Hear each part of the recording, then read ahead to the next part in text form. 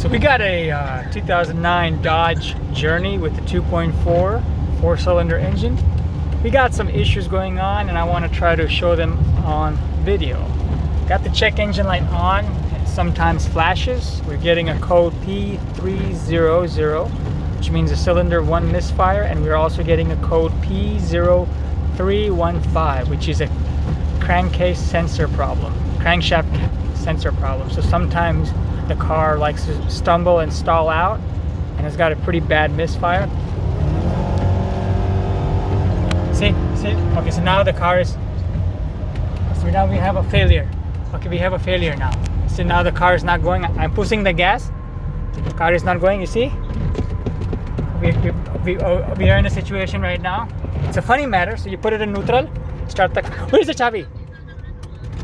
And now you can go, you see? The car just had a failure on the road. This is your doors. So this means that the crankshaft sensor is not working appropriately.